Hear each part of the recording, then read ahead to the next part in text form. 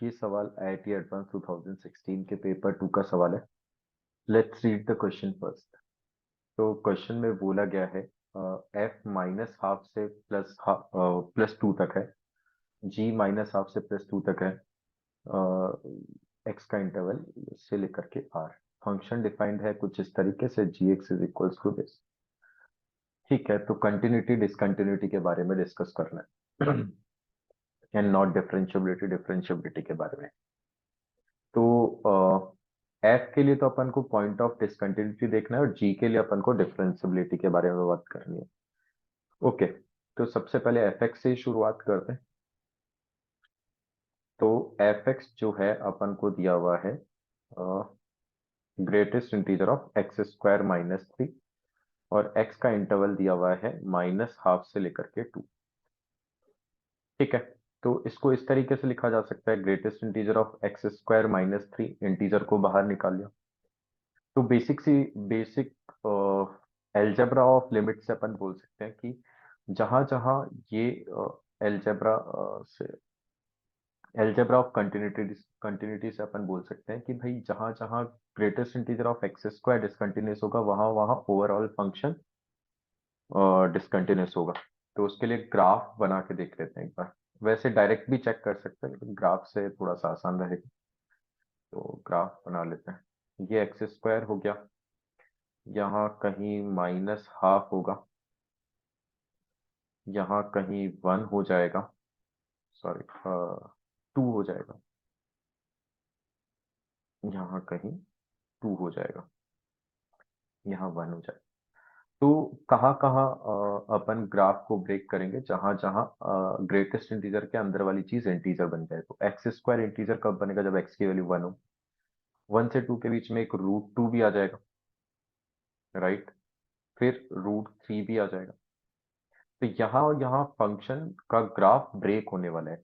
लेकिन अगर अपन जीरो की बात करें तो जीरो पर ग्राफ ब्रेक नहीं होगा, क्योंकि माइनस हाफ से लेकर के जीरो तक अगर अपन देखेंगे तो एक्स स्क्वायर की वैल्यू इस वाले रीजन में जीरो से लेकर के वन बाय फोर रहने वाली है, और जीरो से लेकर के वन बाय फोर रहेगी तो उसका ग्रेटेस्ट इंटीजर तो जीरो ही रहेगा।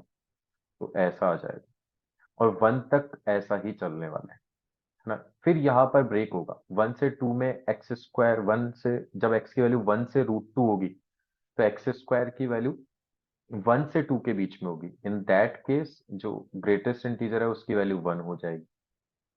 इस तरीके से जाएगा greatest integer of x square का, राइट। तो कितनी जगह पर ब्रेक हो रहा है, एक तो वन आ गया, एक रूट टू आ गया, एक रूट थ्री आ गया, है ना। और टू पर भी ब्रेक हो रहा है, राइट। तो टोटल पॉइंट ऑफ डिसकंटिन्यूटी यहां पर आ जाएगी चार। हाँ, हम्म, तो एग्जैक्टली एट फोर पॉइंट्स, तो ए ऑप्शन इनकरेक्ट होगा। ठीक है, ओके। अब बात कर लेते हैं जी एक्स की। तो जी एक्स जो फंक्शन दिया हुआ है वहां पर दोनों में एफ एक्स मल्टीप्लाइड है, तो एफ एक्स को मैंने कॉमन निकाल लिया। तो एक तो बन गया मॉड एक्स और एक बन गया mod of four x minus seven. तो इसके point of discontinuity, point of non differentiability के बारे में बात करनी है। तो मैं अगर एफ एक्स के पॉइंट ऑफ नॉन डिफरेंशिएबिलिटी को डिस्कस करूं, है ना, तो अगर मैं इसको देखूं एफ एक्स, अच्छा ये डिसकंटिन्यूस है at x is equals to one, root two, root three and two. लेकिन टू को तो अपन डिस्कस ही नहीं कर रहे हैं नॉन डिफरेंशिएबिलिटी में, क्योंकि ओपन इंटरवल दिया हुआ है। लेकिन सिर्फ अगर मैं एफ एक्स की पॉइंट ऑफ डिसकंटिन्यूटी से डायरेक्ट ये बोल दूं कि पूरा जो F x multiply by the expression mod x plus four x minus one, four x minus seven, मतलब जी एक्स जो है वो जहां जहां एफ एक्स डिसकंटिन्यूस है वहां वहां नॉन डिसकंटिन्यूस होगा, ऐसा नहीं बोल सकते, है ना। क्योंकि जब एक फंक्शन कंटिन्यूस होता है एक फंक्शन डिसकंटिन्यूस होता है तो जरूरी नहीं है कि उनका प्रोडक्ट डिसकंटिन्यूस हो या फिर कंटिन्यूस हो, वो अपन को चेक करना पड़ेगा। तो उसके लिए अपन को ये वाली चीज पता है कि अगर अगर उस सिचुएशन में हाँ,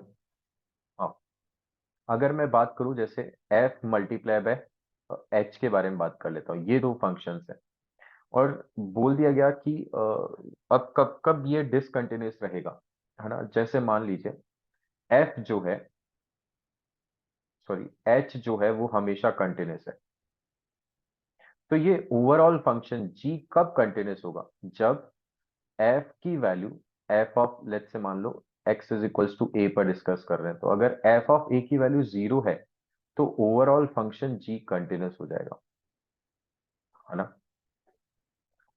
और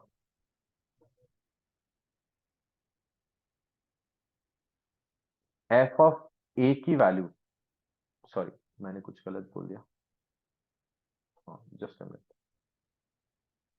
अगर मान लीजिए एच का, H of A, H of A plus, है ना, और एच ऑफ ए माइनस, ये तीनों डिफाइंड है, लेकिन जरूरी नहीं है कि इक्वल हो, इक्वल होना जरूरी नहीं है, ये कुछ इस तरीके से इक्वल हो जाएंगे तब तो कंटिन्यूस ही हो जाएगा। मैं एफ को कंटिन्यूस मान के चल रहा हूँ ना, एफ कंटिन्यूस फंक्शन है, और जो एच है उसके लिए H of A plus H of A minus, ये वाली वैल्यू जो है वो फाइनाइट वैल्यूज है ना, डिफाइंड है।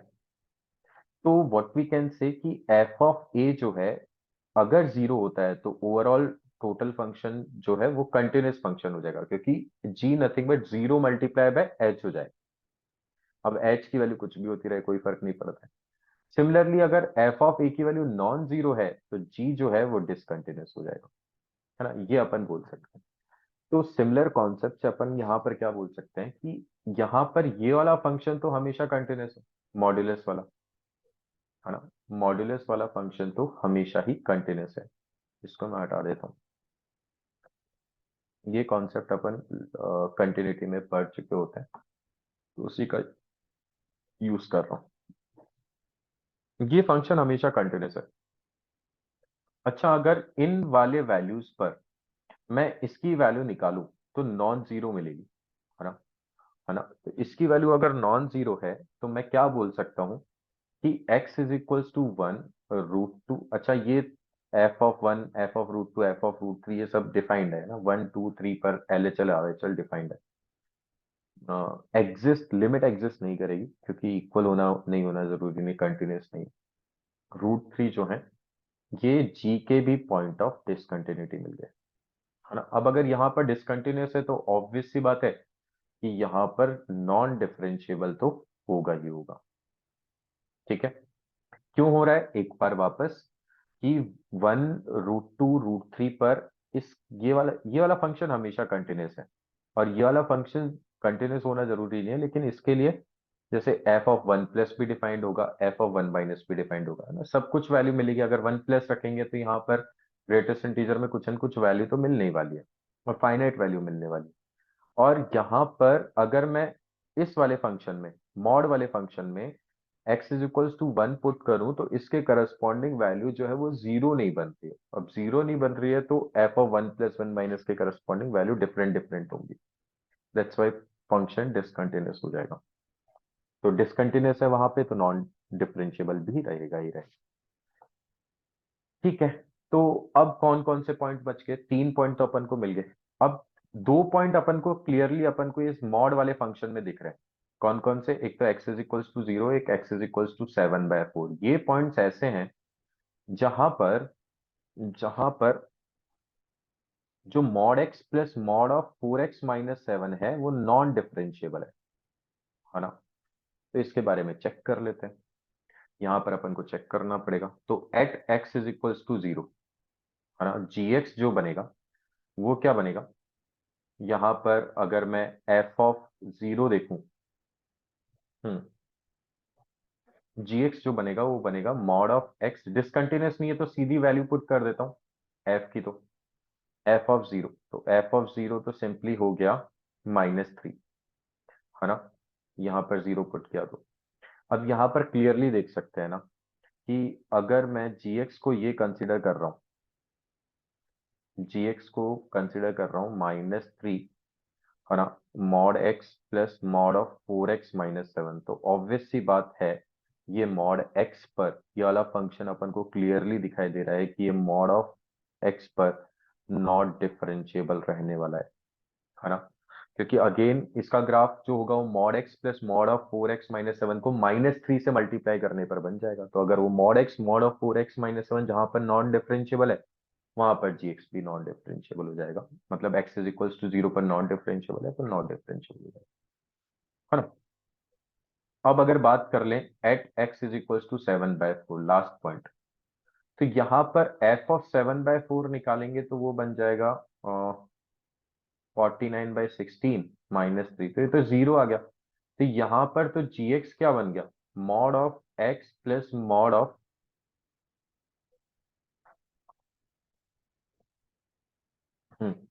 Mod of x plus mod of 4x-7 बन गया, मल्टीप्लाई बाय जीरो, तो ये तो जीरो बन गया। अब अगर जीरो है तो ये तो कंटिन्यूस भी होगा और डिफरेंशिएबल भी होगा। दैट मीन्स यहाँ पर नॉन डिफरेंशिएबिलिटी के पॉइंट्स अपन को चार मिल रहे हैं। कौन कौन से, 1, √2, √3 तो पहले आ गए, और यहाँ से x इज इक्वल्स टू 0 भी मिल गया। That means exactly at 4 points. तो सी भी करेक्ट है, डी ऑप्शन इनकरेक्ट हो जाएगा। Hence option B and option C are correct options. Okay, now let's move on to the next question. तो ये सवाल आईआईटी एडवांस 2015 के पेपर 1 का सवाल है। Let's read the question first.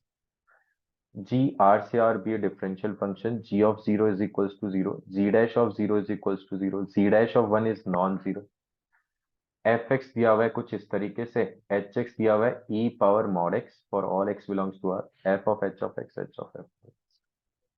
तो अपन को डिफरेंशियबिलिटी इनके बारे में चेक चेक करना है। तो सबसे पहले अगर ऑप्शन ए की बात करें, एफ की डिफरेंशियबिलिटी के बारे में बात करें, तो एफ एक्स जो होगा वो,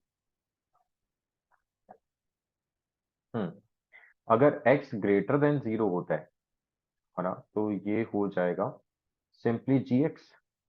अगर एक्स लेस देन जीरो होता है तो ये हो जाएगा माइनस जी एक्स, राइट, है ना। और तो अगर मान लो मैं एफ डैश ऑफ एक्स निकालू तो एफ डैश ऑफ एक्स, अच्छा जी एक्स जो है वो अपने आप में डिफरेंशियल फंक्शन, है ना, डिफरेंशियल फंक्शन है। तो यहां से अपन क्या बोल सकते हैं कि this is nothing but, check भी करेंगे तो ये हो जाएगा जी डैश ऑफ एक्स, और ये हो जाएगा minus g dash of x, और दोनों की ही वैल्यू जो है वो जीरो है। तो यहाँ से बोल सकते हैं कि एल एच डी और आर एच डी दोनों इक्वल हैं। That means F is differentiable function. फिर एच के बारे में बात कर लेते हैं। तो एच के बारे में भी बात करना आसान है। H is nothing but e power mod x. तो यहाँ से एच एक्स जो होगा वो आइदर ई पावर एक्स होगा या फिर ई पावर माइनस एक्स होगा। वैसे तो ग्राफ से भी देखा जा सकता है, लेकिन ठीक है, डिफरेंशिएट कर दिया तो इसको डिफरेंशिएट करेंगे। That means H dash of x निकालेंगे तो वो आ जाएगा e power x and minus of e power minus x. तो अगर मैं एल एच डी और आर एच डी देखूं, तो एल एच डी तो क्या हो गया, -1, है ना, इसमें जीरो पुट करेंगे। आर एच डी क्या हो गया यहाँ से, इसमें जीरो पुट करेंगे 1। दैट मीन्स ये नॉन डिफरेंशिएबल है, तो ऑप्शन बी तो इनकरेक्ट होगा। अब ऑप्शन सी के बारे में बात कर लेते हैं। तो सी में जो बात की गई है वो F of H of x को लेकर की गई है, राइट। और F of H of x is nothing but F of e power mod x, right. इसके बारे में बात की गई।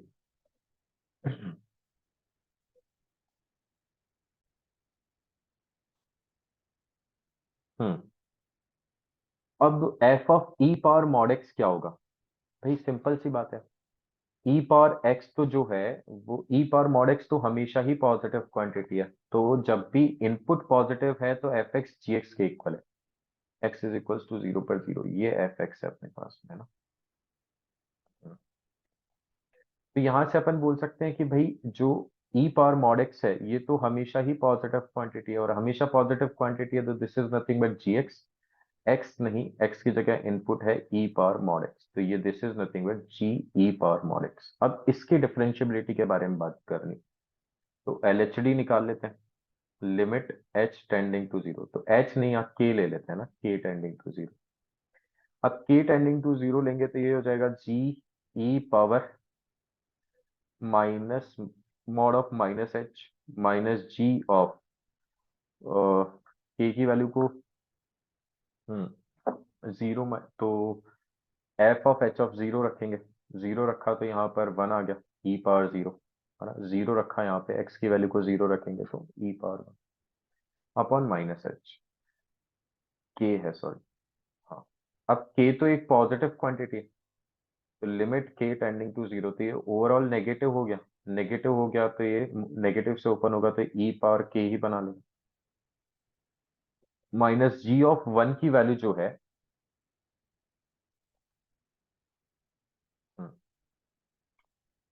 जी ऑफ वन की वैल्यू जो है,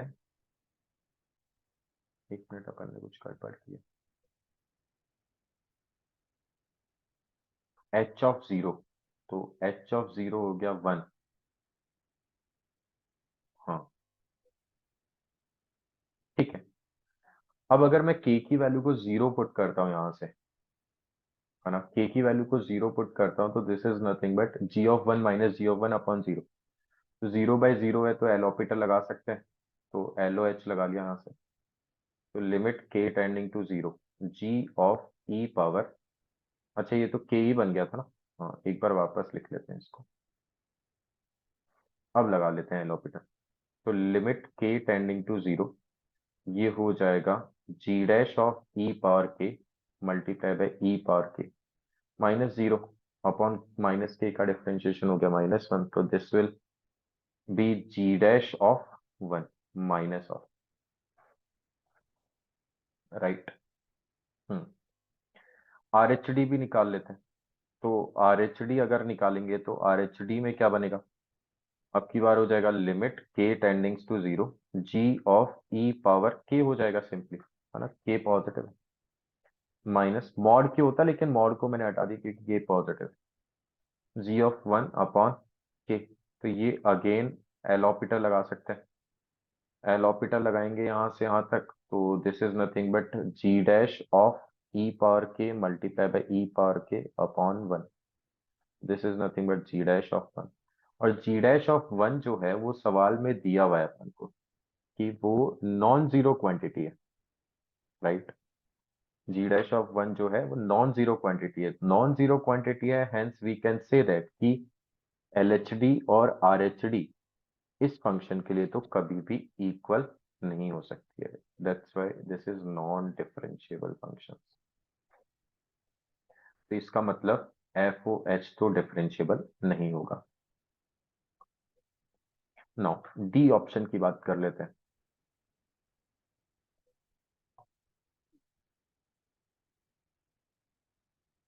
डी ऑप्शन में अपन को एफ ओ एच की जगह अब की बार दे दिया H of F x, right. तो ये हो जाएगा e power mod of F x, है ना। अब मॉड एफ एक्स की बात करें तो एफ एक्स अपने पास में ये था,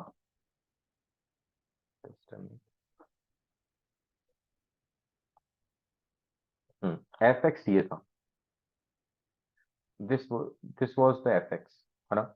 तो अगर अच्छा जीरो का तो जीरो ही रहता, तो मॉड ऑफ एफ एक्स लेंगे, तो मॉड ऑफ एफ एक्स लेंगे तो यहाँ पर जो क्वांटिटी बनेगी वो ये बन जाएगी mod x upon mod x mod of ji x, है ना। तो ये तो कैंसिल ही हो गया, तो this is nothing but mod of ji x, है ना। तो this will comes out to be e power mod of ji x, right. Hmm, अब बात कर लेते हैं, इसको पी एक्स ले लेते हैं। तो एल एच डी निकाल लिया, एल एच डी निकालेंगे तो अपन बोलेंगे limit H tending to zero, K tending to zero, P of minus के minus P of zero upon minus K. इसकी वैल्यू निकालेंगे तो limit K tendings to zero, P of minus K मतलब x की जगह माइनस के रख दिया, तो this will comes out to be e power mod of ji of minus के माइनस पी ऑफ जीरो, तो this is nothing but e power, ये निकाल दिया mod of ji of zero. तो जी ऑफ जीरो की जो value है वो तो जीरो दी हुई है ना, तो ये तो आ गया अपने पास में वन आ गया, है ना। तो माइनस वन अपॉन माइनस के, ठीक है। हम्म।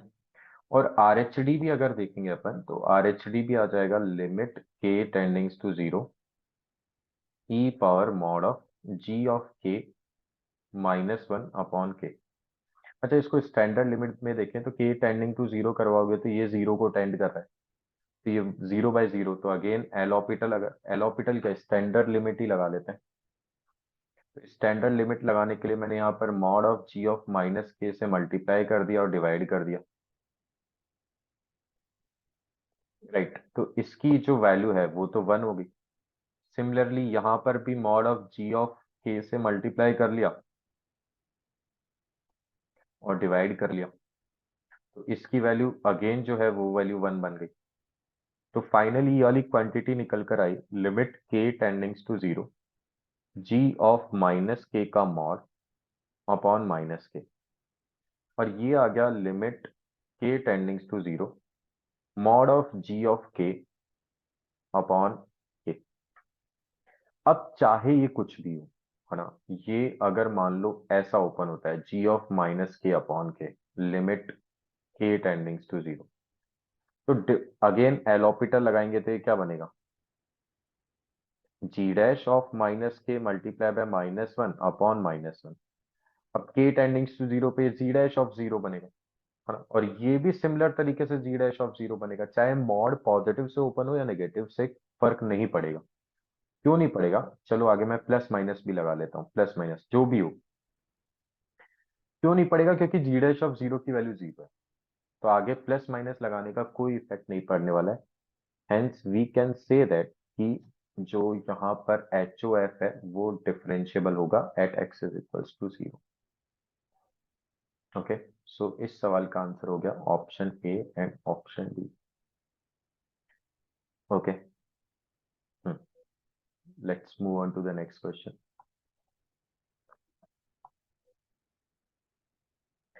तो ये सवाल आईआईटी एडवांस 2015 के पेपर टू का सवाल है। Let's read the question first.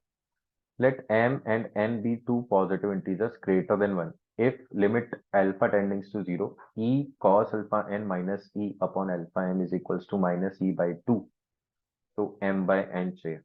Okay, तो यहाँ से सबसे पहले e को कॉमन ले लिया, तो e को यहाँ से कॉमन लेंगे तो ये क्या बनेगा, e power cos of alpha n minus one, और यहाँ भी minus one upon alpha n।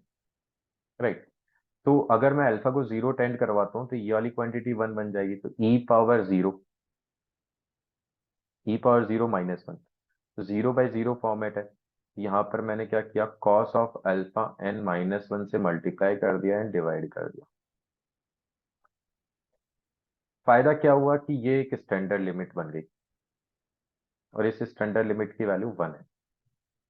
ठीक है, आगे फर्दर चलते हैं। तो ये है limit alpha टेंडिंग्स to zero e, और ये है cos of alpha n minus one upon alpha n. अच्छा, नेगेट यहाँ पर क्या करेंगे, अगेन ये जीरो जीरो बन रहा है, तो मैंने यहाँ पर अल्फा एन का होल स्क्वायर से मल्टीप्लाई कर दिया और अल्फा एन के होल स्क्वायर से डिवाइड कर दिया। तो अब ये वाली क्वांटिटी जो है, ये one minus, we know very well कि limit x tending to zero one minus cos x upon x square जो है वो हाफ होता है, तो ये वाली क्वांटिटी माइनस हाफ हो जाएगी। तो this will comes out to be limit alpha टेंडिंग्स to zero minus e by two alpha power two n upon alpha power n is equals to minus e by to.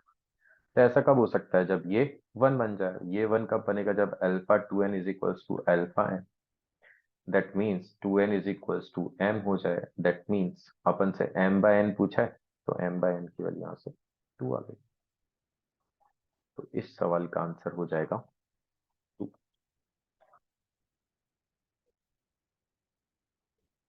Okay,